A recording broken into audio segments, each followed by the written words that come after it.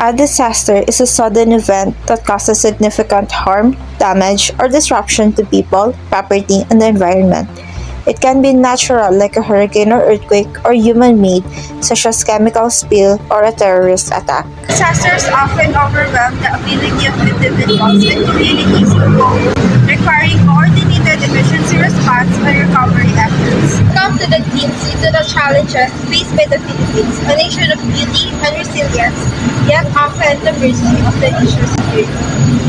The Philippines, situated in the Pacific Ring of Fire and the typhoon belt, faces numerous natural hazards according to the Philippine Institute for Development Studies. Philippines is highly prone to the natural disaster. With over 7,000 islands, its geography worsens the vulnerability to earthquake, volcanic eruptions, typhoons, floods, and landslides. As of 2023, the Philippines is prone to both volcanic eruptions and earthquakes due to its location along the Pacific Ring of Fire where tectonic plates meet and interact.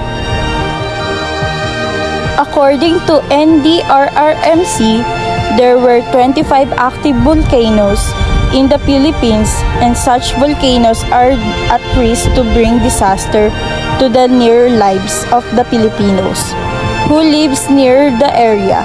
Some of these are the Mayon Volcano, Taal Volcano, and the Mount Pinatubo.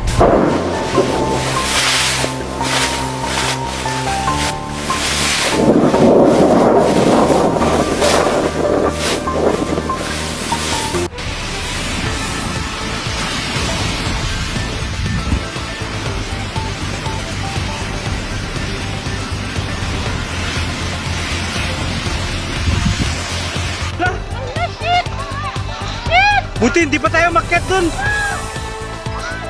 Meron pa, meron pa.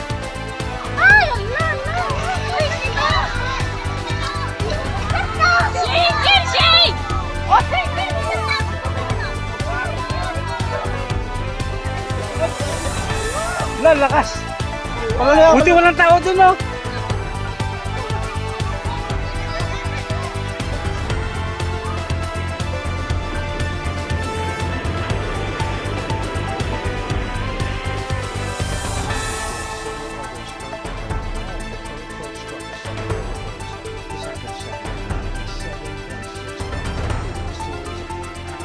I'm going to discuss about the disaster risk of the Philippines regarding about the earthquake, landslides, and tsunamis. The Philippines experiences frequent seismic activity due to the movement of tectonic plates along major fault lines. So earthquake can occur both on land and underwater, leading to ground shaking and potential damage to infrastructures and lifelines.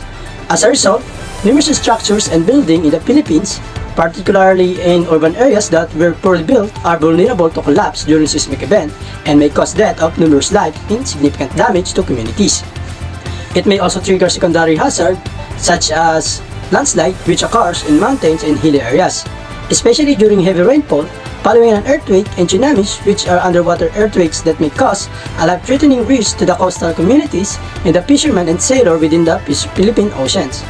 An example of this is the magnitude 7.9 earthquake in Moro, happened in August 16, 1976.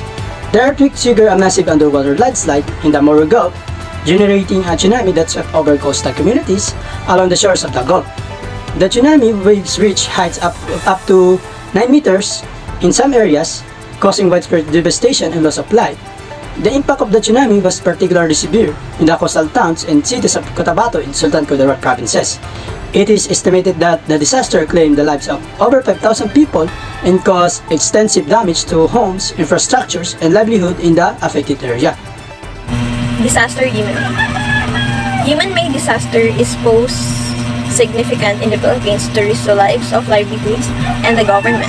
These disasters are often a result of activities, inadequate infrastructure, regulatory failures, and socio-economic vulnerabilities. Industrial accidents and fires. Industrial accidents, including chemical spills, explosions, and fires, can have devastating consequences for communities and ecosystems. improper handling of hazardous materials, inadequate safety protocols, and regulatory non-compliance contribute to the risk of industrial disasters. Out of the mentioned accidents, fire has the most number of human-made disasters in the country. According to the BFP, or Bureau of Fire Protection, the country's fire incidence has increased 0.3% in the first few months of 2023. And there's 272.5% of total worth of damaged property in various fire incidents within the country. Their estimated damage of the said year's incidents is 7,798,335,195 pesos and 91 cents. Overcrowded living condition in urban areas contributes to the rapid spread of fires and limit residents' ability to escape safely. High population density exacerbates the risk of fire-related casualties and property damage, particularly in areas with limited access to emergency services. But according to the BFP, the top cause of fire incidents in the Philippines is electrical arcing. Electrical fires are common in the Philippines due to outdated or faulty electrical wiring, overloading of circuits, and the use of substandard electrical components. Informal connections, known as jumpers or spaghetti wiring, pose significant fire hazard and increase the risk of electrical fires in urban areas and informal settlements. Transportation accidents, such as maritime mishaps, plane crashes, and road accidents, can result in loss of life, injuries, and environmental damage.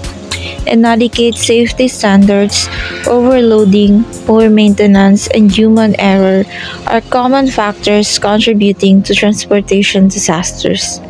Transportation accidents such as road collisions, rollovers, and pedestrian accidents are prevalent due to the factors such as speeding, reckless driving, drunk driving, distracted driving, poor road conditions, inadequate signage, and non-compliance with traffic laws. The risk of conflict and civil unrest in the Philippines means that there is a danger of violence and instability caused by disagreements, fights, or rebellions among different groups of people. The direct consequences includes the loss of life, injuries, and trauma among civilians, security forces, and combatants, alongside with the destruction of critical infrastructures such as roads, schools, and hospitals, impeding access to vital services and hindering the country's economic development. One prominent example of conflict and civil unrest in the Philippines is the long-standing insurgency led by the Communist Party of the Philippines, or CPP, and its armed wing, the New People's Army, or NPA. The communist insurgency has persisted for decades, particularly in rural areas across the various regions of the country. The conflict has its roots in socio-economic disparities, political grievances, and ideological differences.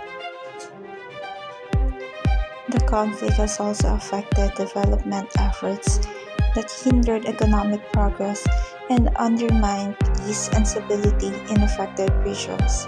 Civilians, including indigenous communities and marginalized groups, have been caught in the crossfire, facing threats, intimidation, and forced recruitment by both rebel forces and government-backed military. Wars in the Philippines brings a long-term and short-term inconveniences to the Philippines, more often result in the loss of lives. The aftermath of disasters can lead to health risks such as waterborne diseases, respiratory illnesses, and mental health issues due to stress, trauma, and displacement. Many Filipinos are displaced from their homes as a result of natural disasters. Evacuations are common before typhoons and floods, forcing people to leave their homes and seek shelter in evacuation centers or with their relatives. In some cases, homes are destroyed or rendered uninhabitable, leading to long-term displacement and homelessness. In addition, infrastructure such as roads, bridges, schools, hospitals, and communication networks often suffer extreme damage during disasters. This disruption to essential services hinders emergency response efforts and prolongs recovery and reconstruction efforts. The Philippines, recognizing the urgent need for preparedness and response, has implemented various initiatives from early warning system to disaster risk reduction programs. Efforts are underway to alleviate the impact of future calamities. The Philippines passed the Disaster Risk Reduction in Management Act (DRRM) in 2010, which established the framework for disaster risk reduction and management in the country. The law mandates the creation of National Disaster Risk Reduction and Management Council, or also known as NDRRMC, and set guidelines for disaster preparedness, response, recovery, and rehabilitation. The NDRRMC is the highest policy-making body for disaster risk reduction and management in the Philippines. It coordinates disaster response efforts, develops national policies and plans, and oversees the implementation of disaster reduction programs at the national, regional, and local levels. The government, through the NDRRMC and other agencies, coordinate disaster response and relief operations during and after natural disasters.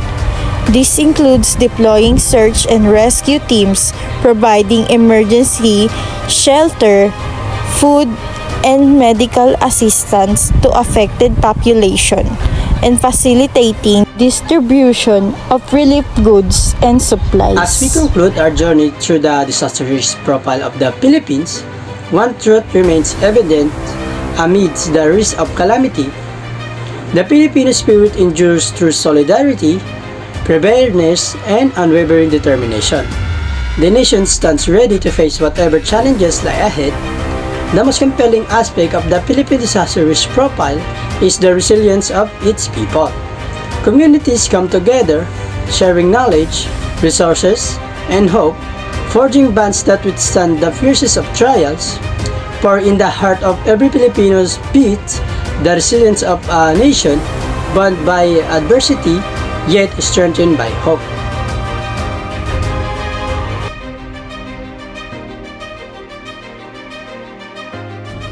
Bottled water is the most essential element of survival. Drinkable water will be your top priority after evacuation, so have an energy and to be hydrated. Canned goods is the necessities during emergency because it is convenient and hassle-free in preparing a meals. Dried snack foods is essential for disaster because it is ready to eat, easy to prepare, and easy to carry. Battery and power banks. During disaster, electric supply would be dead, and batteries mainly provided backup during power outage. Blankets are normally used in bed and other sleeping areas to keep the body warm. Extra clothes.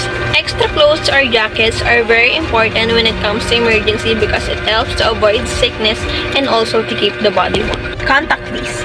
Contact lists can be used for forming social networks when it comes to emergency. Ideal disaster kit should contain different medications, which can cater common conditions like headaches, body pains, fever, nausea, diarrhea, and the like. However, if your family member have prescription pills or drugs, you should also have them on hand. That documents are those papers that you will need to keep around, mainly for identification and reference in times of emergency. So this includes your IDs, birth certificate, TOR or diplomas, marriage certificate, death certificate of a loved one, land title, and the like. A hygiene kit is a must. So this includes toiletries such as toothbrush, toothpaste, soap, shampoo, pads, tissues, deodorant, or anything that will help you to keep your body clean and well. The re-operated radio is used in keeping us up to date to receive weather alerts and evacuation guidance. We also need flashlight. Flashlight will give us light when no other source is available in a manner that's much safer than exposed candle. Next is the first aid kit. First aid kit can help prevent an injury from getting worse and can potentially save any trips to walk in clinic or hospital. Next is the emergency money. Emergency money is essential in disaster because it allows us to meet our daily needs. And next is the whistle. Whistle are one of the best bang for the buck items you can have with you in an emergency.